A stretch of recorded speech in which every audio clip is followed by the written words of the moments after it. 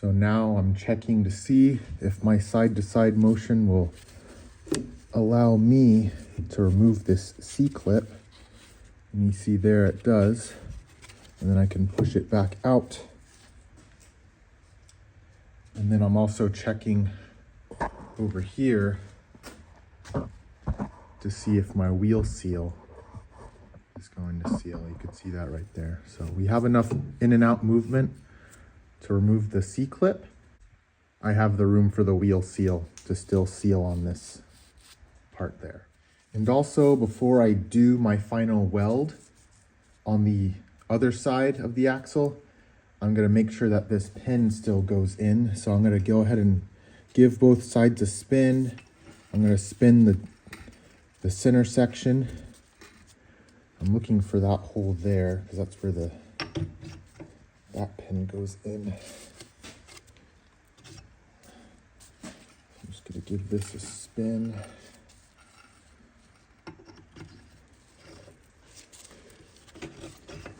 There we go.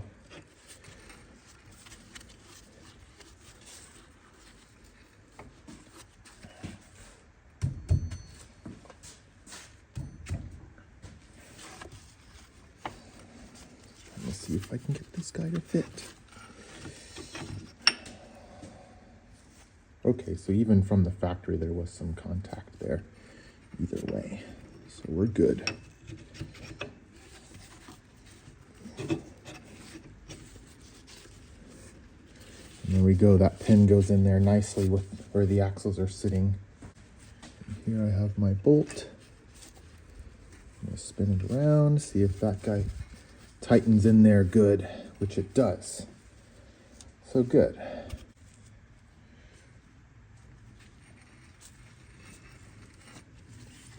Let's try this. Drop it in straight at the top. Spin.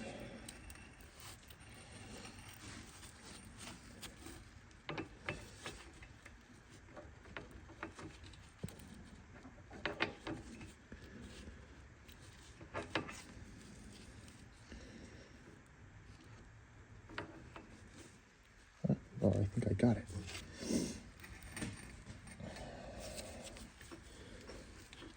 Oops. There we go.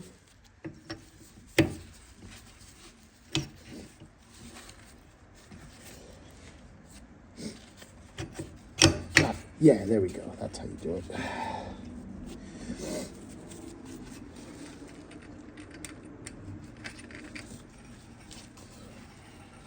Of course, I put the pin in the wrong. There, flip it around.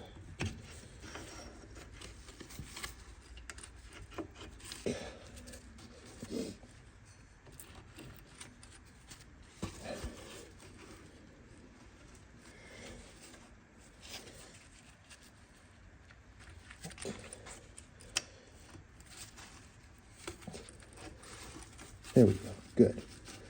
So that C-clip does need to go in. I just dropped it into the diff, so I gotta spin this guy. But everything spins as it should. Where did I hit?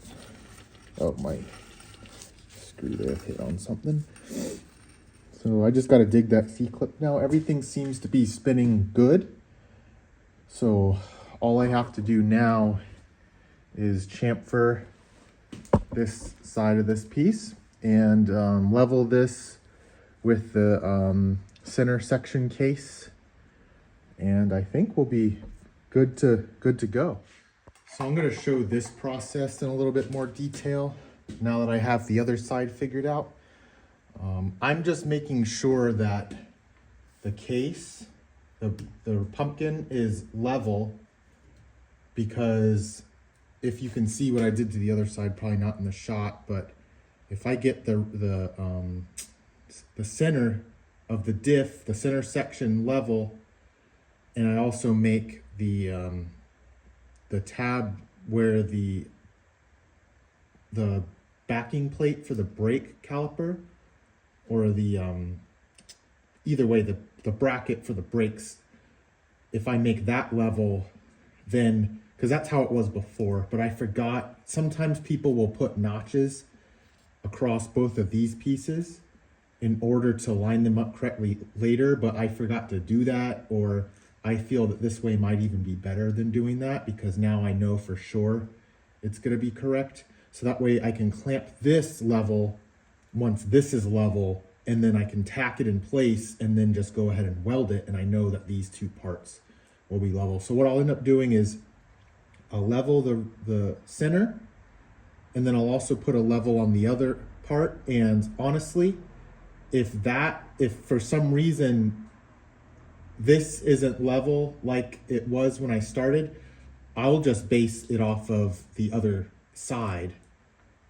level. So I'll put a level on the other side, level that, and then level this side based off of the bubble on that. If that makes sense, I'll kind of show you what I'll do here, but that's just a brief explanation.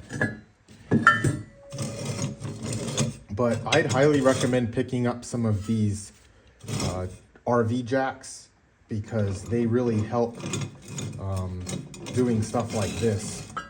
And they're pretty cheap. I think I got 4 of these for less than 30 bucks on Amazon. So, and they've helped a great deal with doing stuff like this. On the wrong way.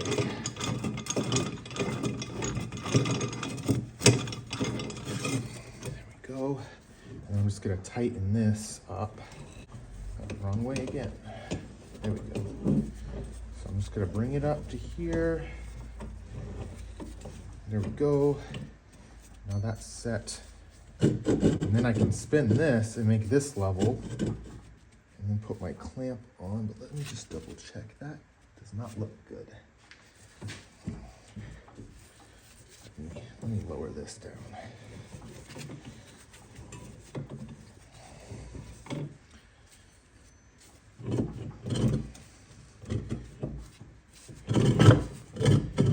Okay, that fits a lot better. So I think this was the side that, okay. Go.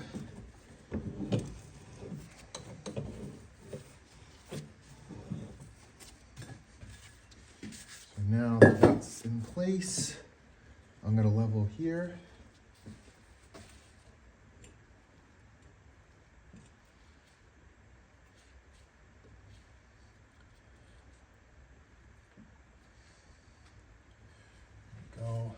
Just make sure you clean off all the metal. This is a magnetic level, but it's terrible when you're grinding next to it. So now I'll do this. I'll level this.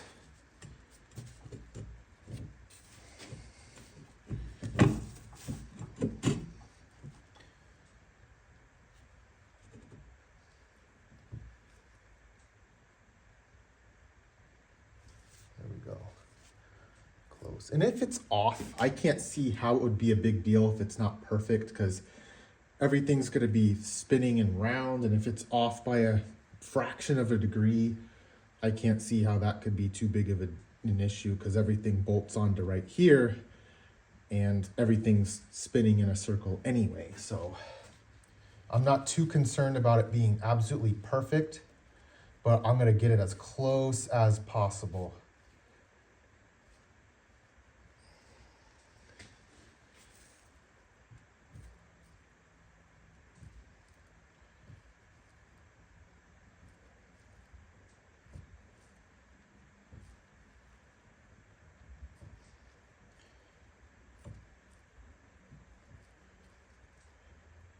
Okay, now I'm gonna check this side.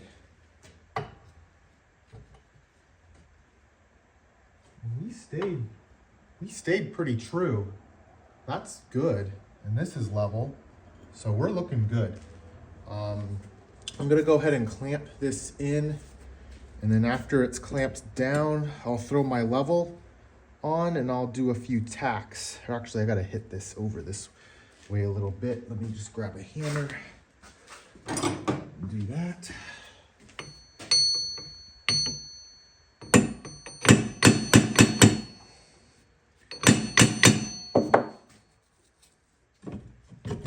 There we go.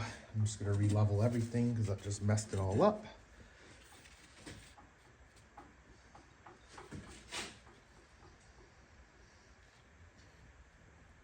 There we go.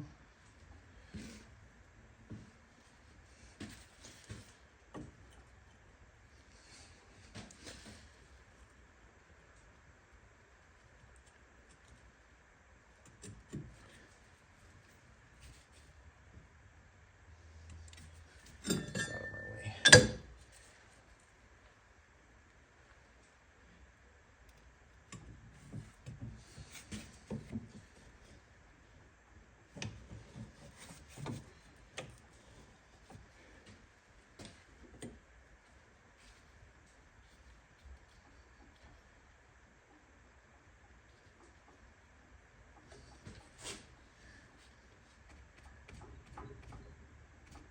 Looks good.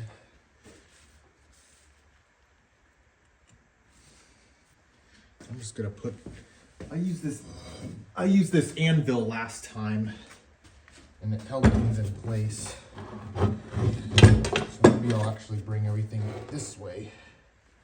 I'll push that into it to level it.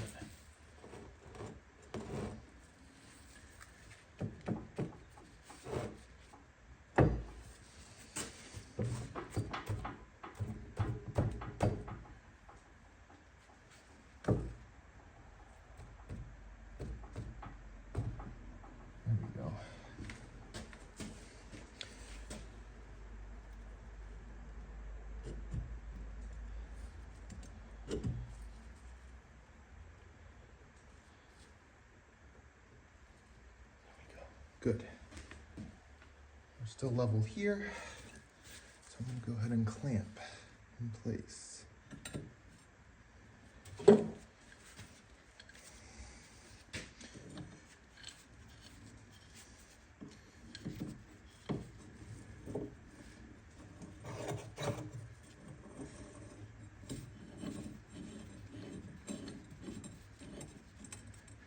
This might mess with my level a little bit.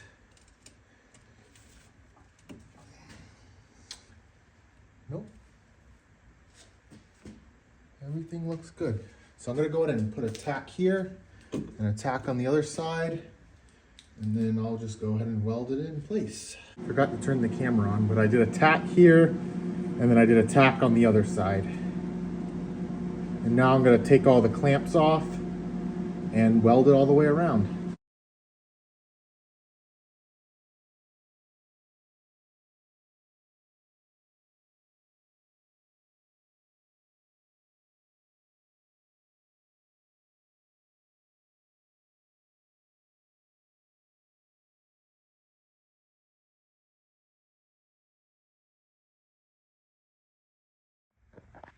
Well, that's definitely much better than I did on the last side. Finally got the welder dialed in. And a lot better penetration and a lot better weld. You know, I'm not a welder by trade or anything. I've just been doing this in my garage since I was a kid, but it'll work. So I'm quite happy with that. Okay, so now that this is all welded up, I'm gonna grind it down later. I don't have to show that because that's simple. I already did it on that side and showed what I did. I have to put the backing plates back on, or whatever these are called for the brakes. I think this thin metal is the backing plate, and then this is the brake caliper bracket. Because these axles are a little bit different than the Crown Vic Grand Marquis axles, the spacing here has changed between the axle shaft and where the hub mounts everything and this surface here. So I need to get this bracket reinstalled and take some measurements, because most likely I'm gonna have to put, or definitely I'm gonna have to put a spacer here, and I need to know how thick that needs to be. So what I'll do is I'll get this all installed onto the axle housing, and then I'll show you what I need to do as far as taking the measurements and everything to make that spacer. So I'm just going to assemble everything as it's supposed to be. Okay,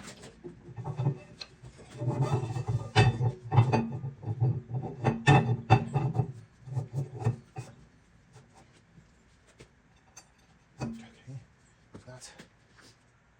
Now, these rotors may even fit. No rotors. Okay. Now, brake caliper.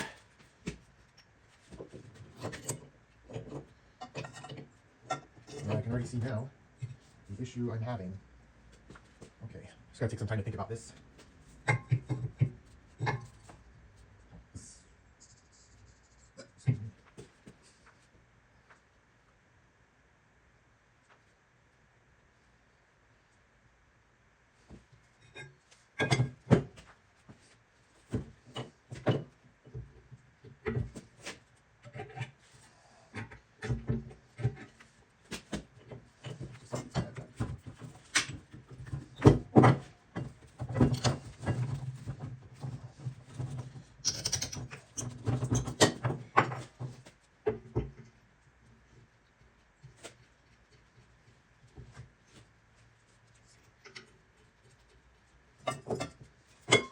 It's in the over here.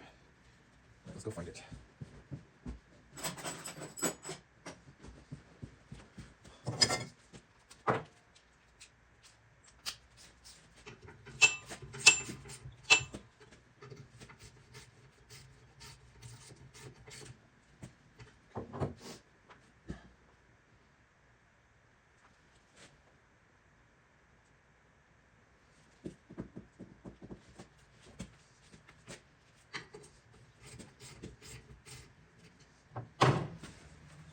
Let's bring you in here and I'll show you what's going on.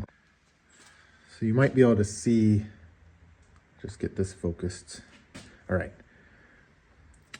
So this is where the brake pads go into the, you see the piston. The brake pads mount in here, and you can kind of see how far out we are. If I install the rotor, let me just, hold on, I'm still figuring. All right, so pretty much what I need to do here is I need to get the center diff put back together, and I need to get the caliper mounted onto the rotor and the rotor mounted onto the axle shaft. Then I'll be able to take my measurements and I'll see how big the spacer needs to be between the caliper bracket and the axle housing.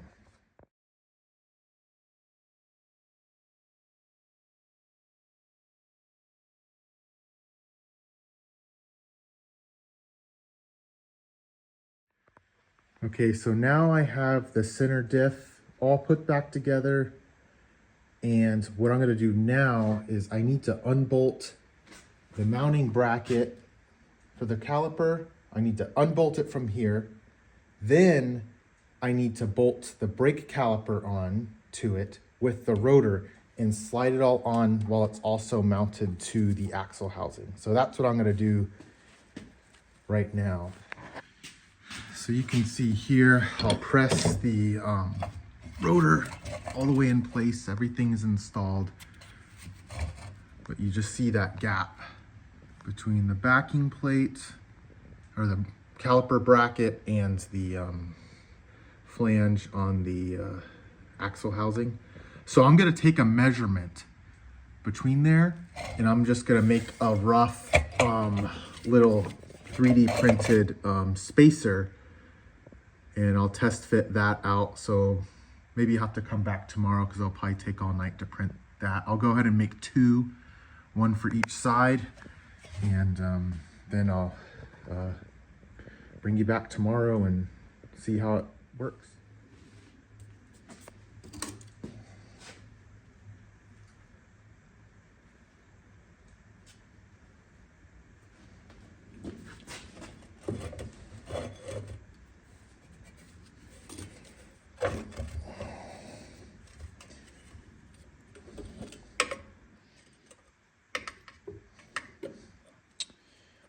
Gotta get this thing in there.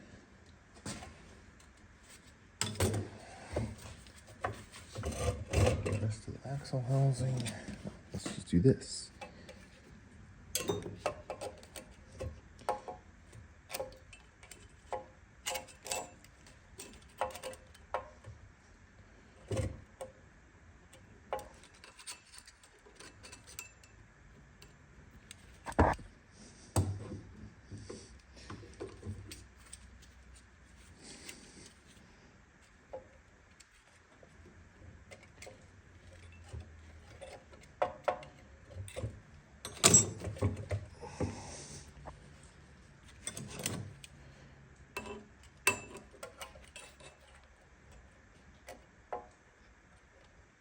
All right.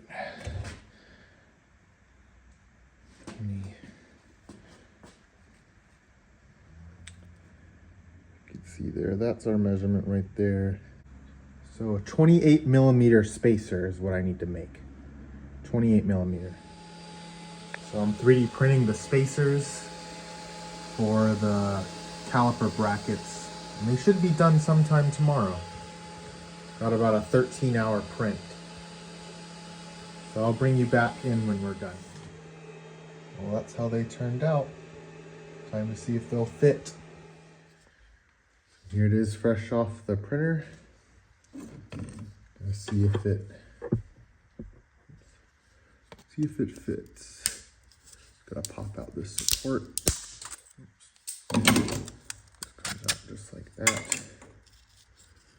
Clean up any of the debris. I need it to go on like this. Oh, look at that. And the holes kind of line up. Oh, those ones. Oh, there it goes.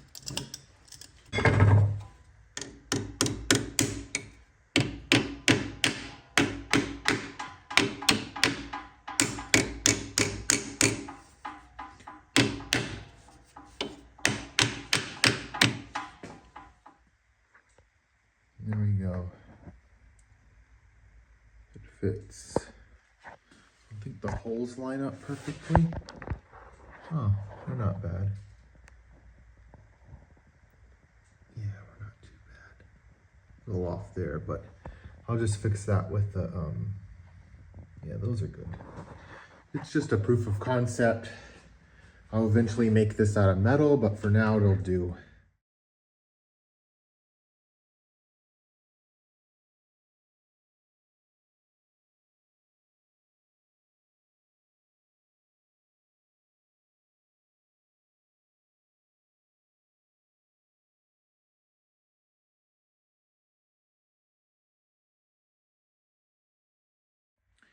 Okay, so this is what I found. This side is good. It spins freely and everything's lined up perfect. So the spacer that we did to 28 millimeters is good here. However, on this side, it's a little bit too thick. So I gotta slim up this spacer. And the thing is, I measured the other side and I didn't measure this side. And my measurements, when I cut the axle, could have been off a little bit. So it's maybe off by like a 1/16 of an inch. Because this, it just is just too tight here. And so what I'm gonna do is when I finally do make these spacers out of metal, I'm just gonna make this one. I might 3D print another batch of them just to refine it. So I might redo this side or get a measurement on this side and redo it and then reprint this side and then also get longer bolts because now the bolts are too short. You know, these were the bolts that held the bracket onto the axle housing. So I'll get longer bolts, get everything 100% bolted up, and then I'll be able to see, you know, what exactly, how big these need to be exactly when I finally do make them out of metal. So yeah, I'd call that a success. So I just wanted to summarize what we accomplished here with this rear end. Once again, it's a Ford 8.8. This one in particular is out of a 2003 Mercury Grand Marquis. It's the same one you will find in the Crown Vic of the same era. They're readily available for super cheap. I paid $300 for this one, but you might be able to pick one up at your local junkyard for a couple $100. What I ended up doing, well, first of all, the axles I put in here are out of a 1995 Mustang, and they're 28 spline Mustang axles. And I also needed the 5 lug so I can maintain the 5x4.5 bolt pattern that I'll be running on the car. And what I had to do to get these axles to fit in this Crown Vic rear end is I had to take 5 inches off of each axle tube. So each side of the axle tube, or each side of the diff, I had to take 5 inches off. And I chose to take the 5 inches out of where the original shock hangers were, or shock brackets, because it was less grinding if I just cut it out completely and pulled everything in. And 10 inches is a lot to narrow a rear end, but these Crown Vics and these Grand Marquis are wide cars. You might ask why I didn't go with a Mustang axle. And the reason why I didn't get a Mustang is all the ones I was finding were $500-600, even up to $1,000 even on Facebook Marketplace. And I paid $300 for this one. And even with purchasing the axles, I have about $500 into it, and that includes the axles and new bearings and seals for both ends. And I think for what I got, I think that's a pretty good price. I don't think the Mustangs all had factory LSD like this, and even some of the Mustangs might have even had drums in the rear. I could be wrong, but a lot of what I was finding, for the most part, didn't have the factory LSD, which is what I wanted for my build. But yeah, I had to take the 5 inches off, but I also had to put the spacers on either end of the axle tubes for the brake caliper brackets. And I will be making those out of metal soon. This one, I think I've already mentioned this, I do need to make it a little bit skinnier. I did 28 millimeters, but the measurement I got was only off of this side of the axle, and I didn't measure this side. If I would have taken measurements off of both sides, I would have had a more accurate measurement. But that was, in hindsight, I should have done that. But it's not permanent. I could always 3D print another one just to see if it's gonna work. But so far this side works great.